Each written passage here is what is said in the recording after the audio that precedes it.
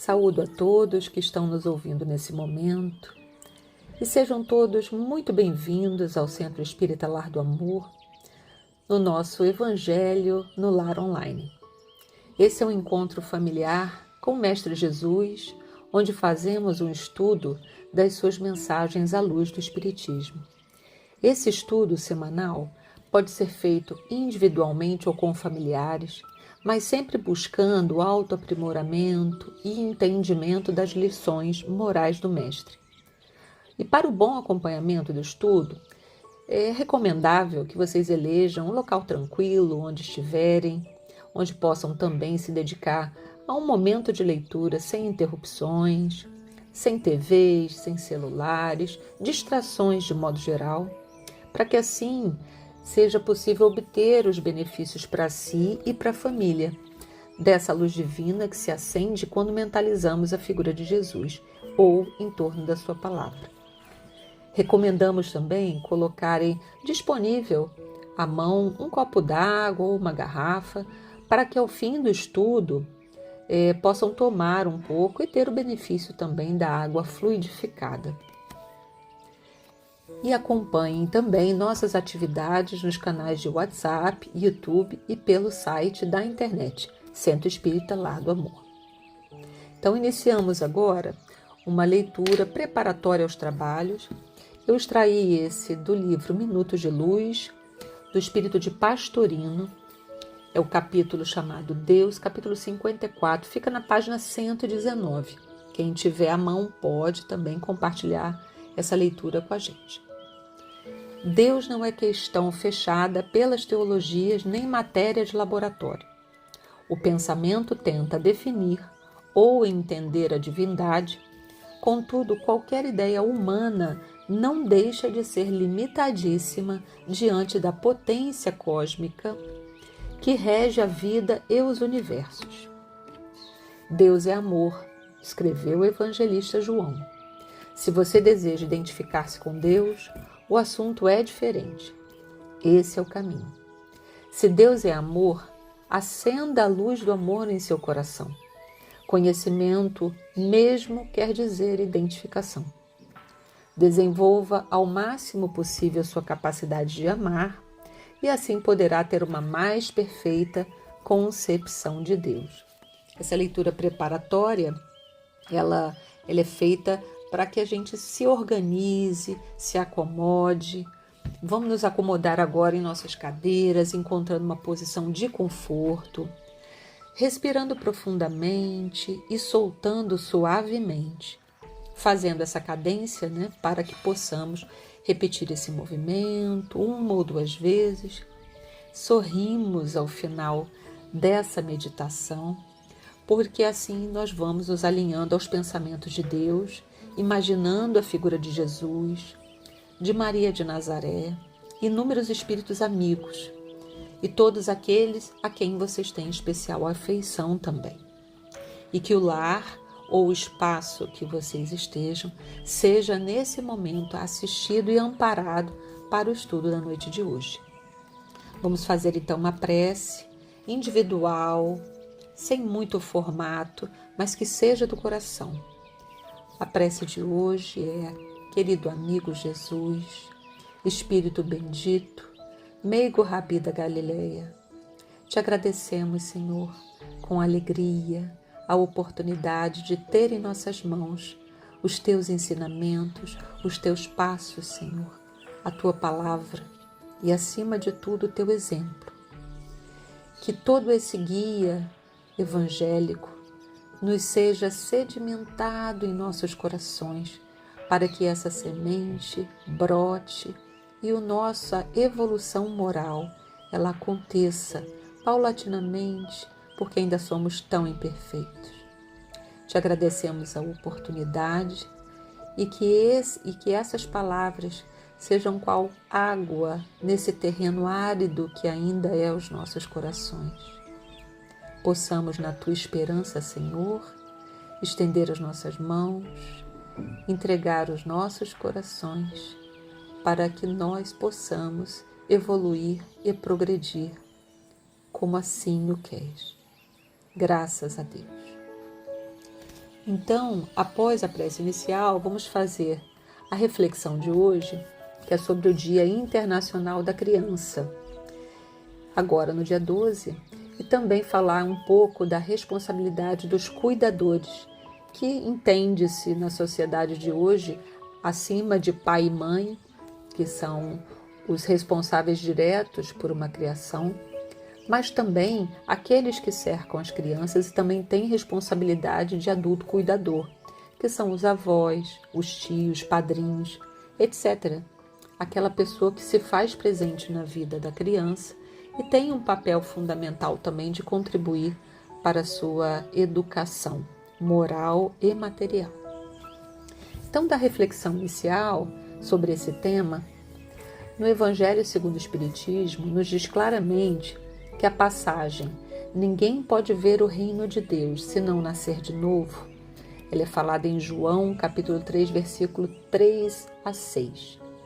Temos o entendimento com essa passagem que a doutrina espírita entende que o renascimento físico é através da encarnação e são oportunidades divinas a viver as nossas imperfeições, no sentido a educá-las e aperfeiçoá-las.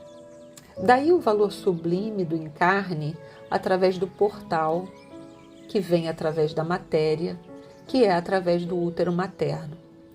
Toda a humanidade que entendemos hoje, não importa o país, não importa o continente, toda a humanidade descende da mulher, desse tronco gerador da vida. Sendo que o órgão feminino responsável por gestar o invólucro e o corpo será necessário para a evolução individual de cada ser humano. Então, esse corpo fluídico e material, ele é um portal que a espiritualidade que Deus nos permitiu atravessar do lado de cá, do lado de lá para o lado de cá. E então, esse corpo, ele tanto se alimenta materialmente, como ele também alimenta o espírito recém-encarnado. O corpo feminino, então, entende-se com essa premissa, é que ele é uma usina de vida, onde o amor é uma semente que é perfeita da criação, que nos permite despertar a nossa natureza mais próxima de Deus. Se entendemos que Deus nos deu a vida, o portal que nos traz a vida também é uma representação perfeita da natureza divina de Deus, na sua infinita perfeição. Ainda também no Livro dos Espíritos, seguindo, nós temos o esclarecimento que o espírito encarna em vários corpos. Então, ao longo da nossa evolução, essa figura feminina que gesta, que oferece a oportunidade, que é esse portal divino, ele é o espírito que se faz mulher numa encarnação. Então, daí a necessidade que os corpos masculinos e femininos que entendemos hoje, sãos ou imperfeitos, e nos mais variados países e regiões, eles terão a oportunidade de também se fazer portais, porque a essência divina da natureza próxima a Deus, ela é do espírito, ela não é do gênero. Isso é importante ser dito também, para que todos possamos perceber o nosso poder criador nas nossas infinitas e sucessivas encarnações. E com isso, é uma forma também de nos fazer alcançar o progresso em novas esferas também. Só quando a gente vive, quando a gente realmente percebe o poder criador ao longo das nossas existências, infinitas existências, que ainda estamos engatinhando ainda, numa infância ainda rudimentar, podemos ter essa potencialidade desenvolvida. Então, quando perguntado, um meio prático para o ser humano melhorar, Santo Agostinho cita uma seguinte frase: "Conhece-te a ti mesmo", que também foi uma frase atribuída a Aristóteles, a Sócrates, perdão. Então, o conhece-te a ti mesmo é você perceber dentro de nós o poder criador da vida, o poder que nos exala das mãos, da fala, dos ouvidos, do nosso coração. todo o nosso corpo ele é instrumento do progresso. Então, à medida que nos conhecemos, podemos contribuir muito mais, tanto para a nossa evolução quanto para a evolução do planeta. Outro livro também que foi subsidiado aqui na nossa leitura é o livro Boa Nova.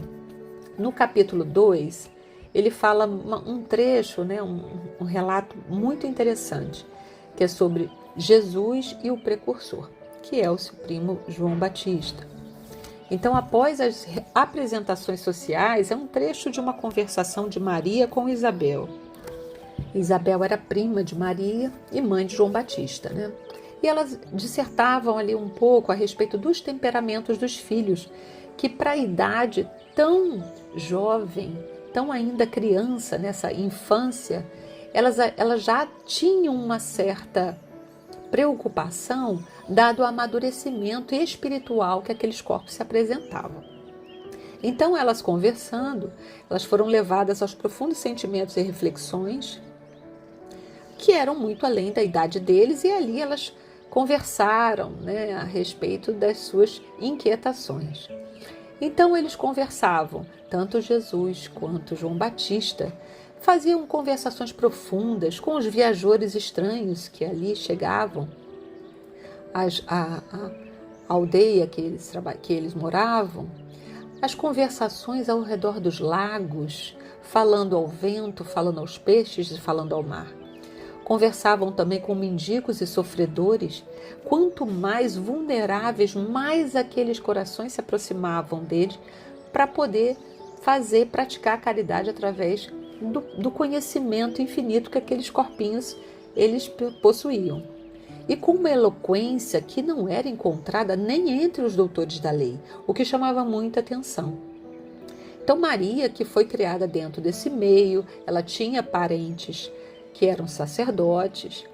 Então Maria, preocupada com o futuro de Jesus, para que ele pudesse ser encaminhado, qual a mãe não quer o seu filho encaminhado, com um trabalho, com um direcionamento dentro da vida daquela sociedade? Ela, como mãe, ela também estava preocupada com o futuro de Jesus e foi até o sacerdote, que é o Eleazar, e pediu cuidados e especial atenção ao filho.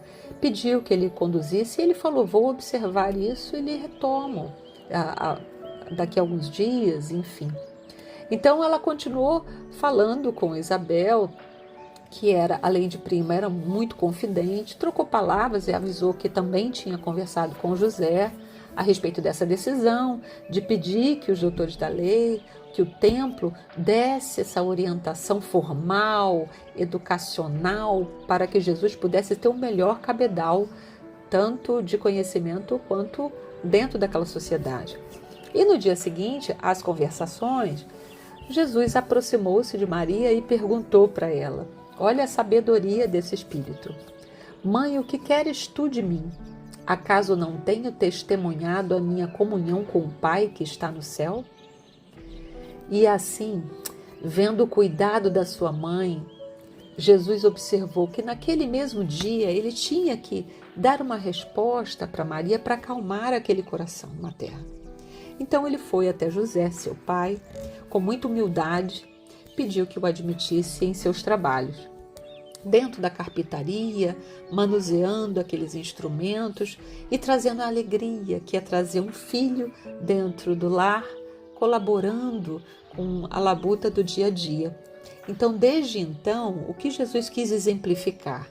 Ele quis nos ensinar que a melhor escola para Deus é a do lar e a do esforço próprio. Isso diz bastante, porque isso vai nortear todo o nosso estudo da noite de hoje.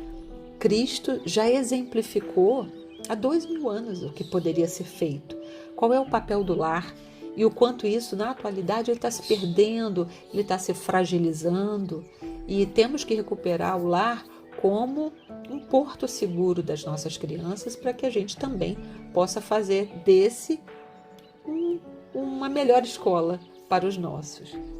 Então, esse ensinamento nos traz as seguintes ponderações: que o lar abriga a oportunidade necessária para nos fazermos úteis, tanto os adultos quanto as crianças, e progredirmos da acepção da infância moral que eu comentei há pouco, onde o trabalho é um instrumento que nos serve para melhor servirmos. Então, o trabalho ele é instrumento para servir. Servir no sentido de uma construção de um espírito de progresso, não apenas limitado a uma vida, ao bem material.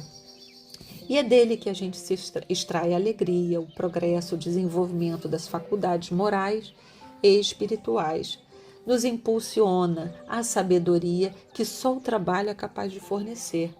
Então isso é importante porque o valor do trabalho ao longo da criação, no estado da infância, ele deve ser incentivado, porque isso é um instrumento que a gente poupando, a gente não está oferecendo à criança as potencialidades que ela vai poder se desenvolver nessa vida.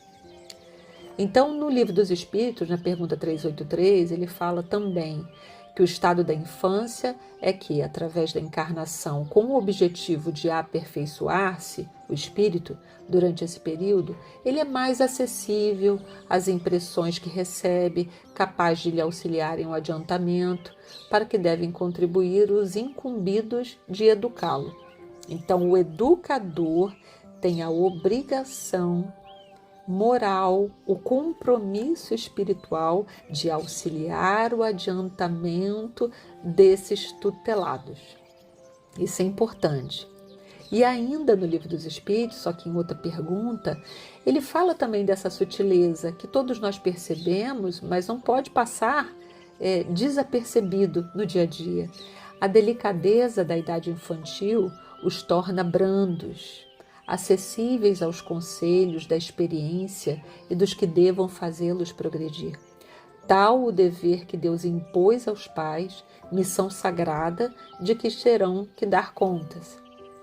Assim, portanto, a infância não é só útil, ela é necessária, ela é indispensável, mas também consequência das leis que Deus estabeleceu e que regem o universo. Essa grande escola, ela é um alicerce. Quanto mais nos dedicamos a fazer o outro melhor, somos melhores como adultos e as crianças serão crianças melhores e serão adultos melhores. Essa percepção é que é uma rede inviolável. Ela é da lei de Deus e Ele nos oferece esses tutelados para podermos exercitar isso. No outro livro também, que pôde ser estudado, que é o livro Conduta Espírita, ele fala especialmente da conduta de pais e do adulto cuidador, né?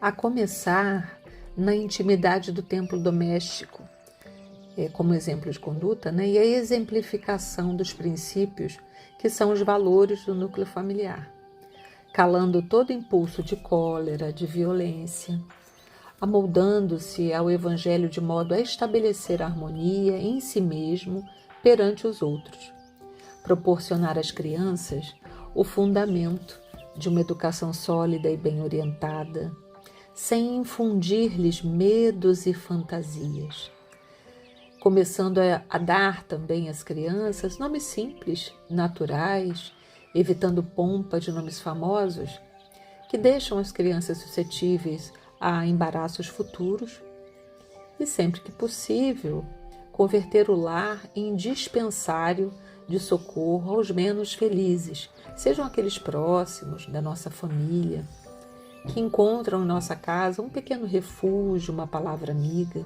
inclusive a caridade também do alimento, do partilhar, e aos que possuem menos que nós realmente. O lar é a escola primeira das nossas vidas, de todos nós, e o Evangelho começa em casa. Então, nada mais apropriado do que praticarmos dentro do seio familiar os valores, as nossas crenças e essa caridade para quem convive conosco e quem são os nossos tutelados. Devemos também estimular o culto do Evangelho com todos aqueles que nos coparticipam a fé dentro da nossa residência. Não podemos impor a fé, porque a fé ela é individual.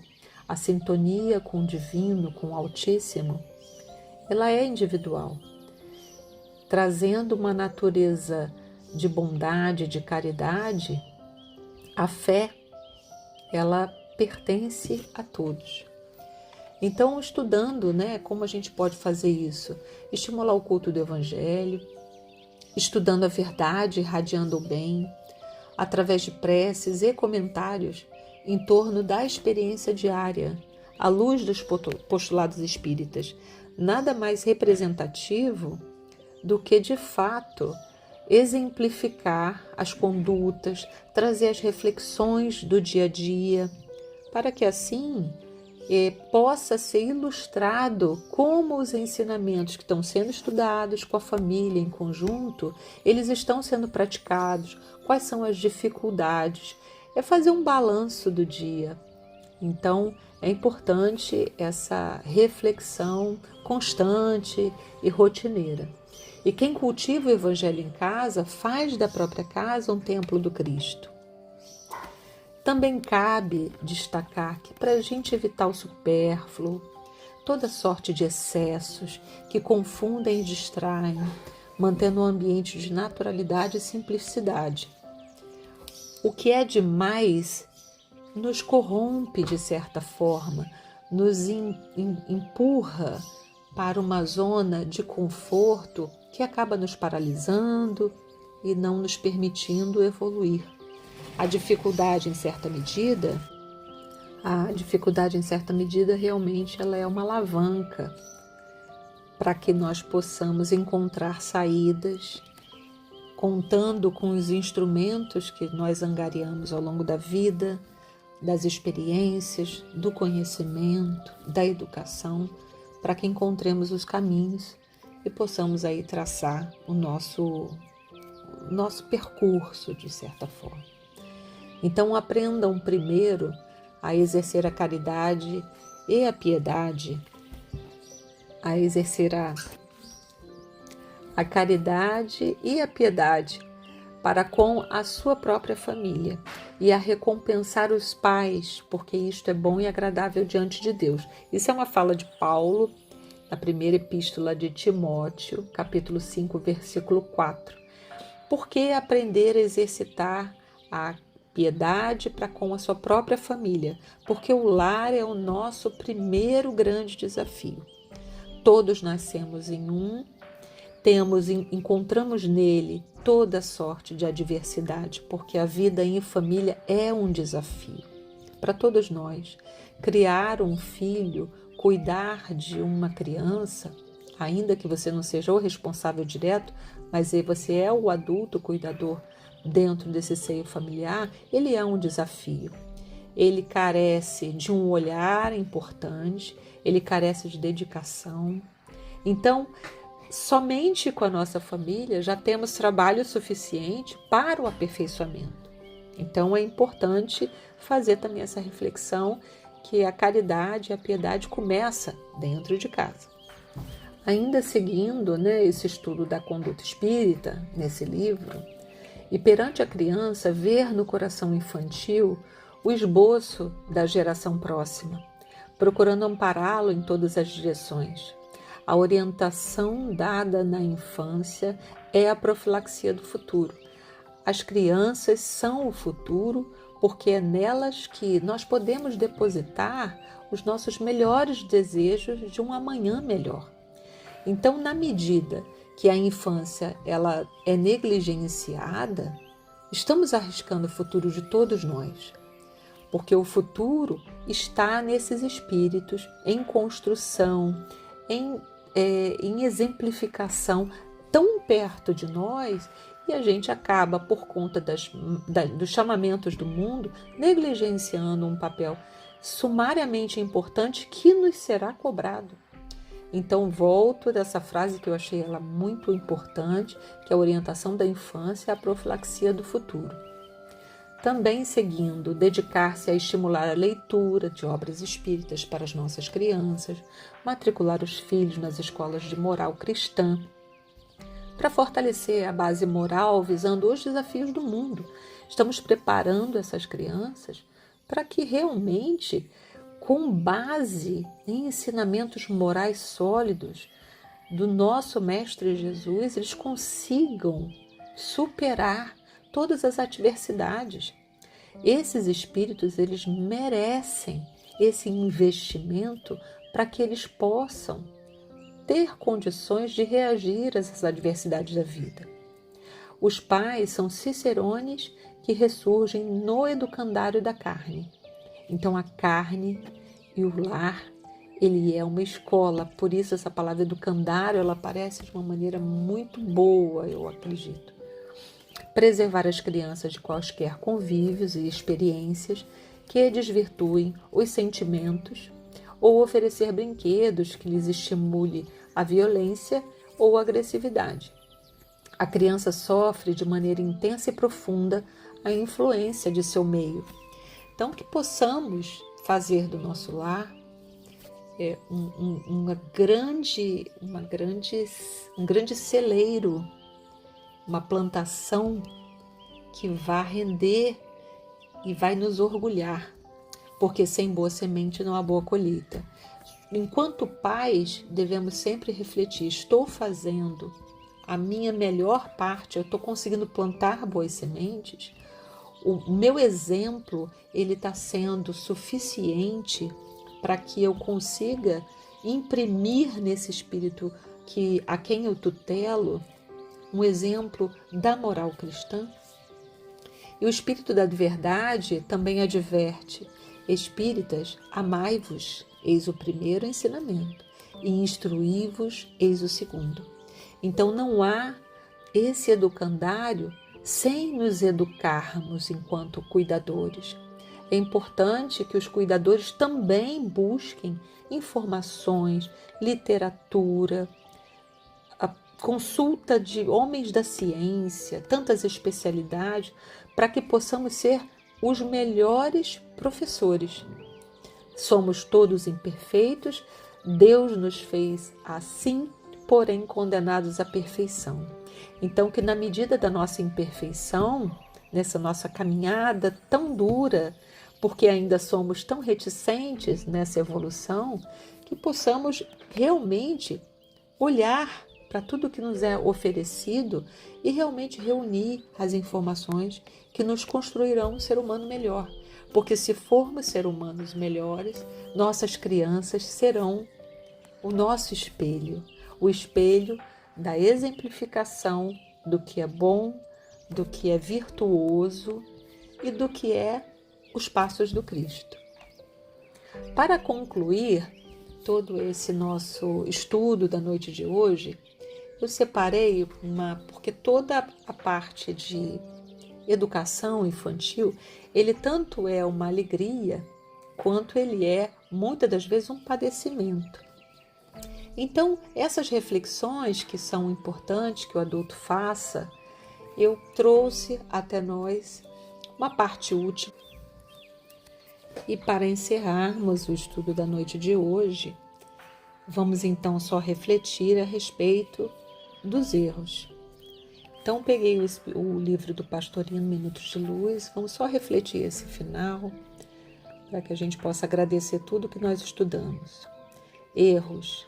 Se você errou, não se torture por isso. Qualquer criatura humana está sujeita a erros. Siga o rumo da perfeição serenamente.